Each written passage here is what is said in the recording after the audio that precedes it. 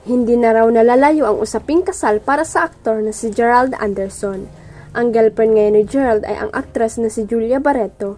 Going strong ang relasyon ng dalawa mula nang isa publiko nila ang kanilang pag-iibigan noong March 2021.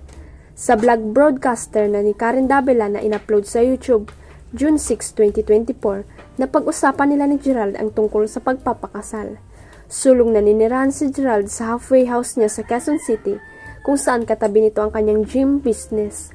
Ayon kay Karen, nararapat na meron na talagang katuwang sa bahay at buhay ang aktor. Sabi ni Gerald, actually malapit na. Kailangan kasi siya yung mag-ano sa household.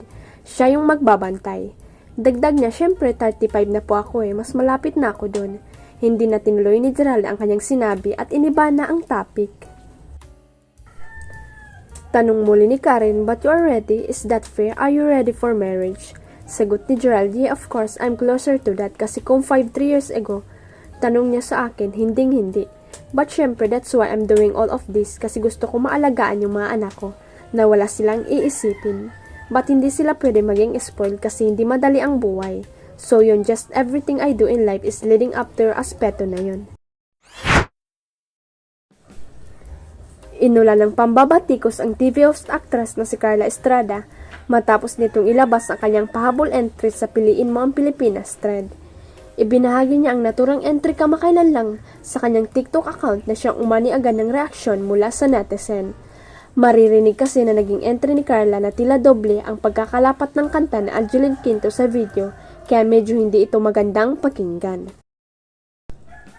Isang netizen ang nagpost sa X or dating Twitter ang nagrepost ng video ng entry ng ina ni Daniel Padilla na binigyang komento ng maraming netizens. Whoever edited Carla Estrada's video hates her so much, sabi nito sa caption. Sa comment section ay makikita ang mga comments ng iba pang mga netizens. Hindi po natuwa ang Maylika, saan ng isang netizen. Comment naman ang isa at pinost pa talaga ni Carla. Sana sila na lang nanood magpapapilya. Hahaha. And call ko na box, may nag-second voice sa audio, sabi naman ng isa. Hirit naman ang isa, ano yun? Parang AI na iwan na parang ginagaya si Inday Sararat. Ewan ko sa'yo Carla, ang cheap ng sayo Day. Huwag kalimutang i-click ang subscribe button at i-ring ang notification bell para sa latest at legit chika updates.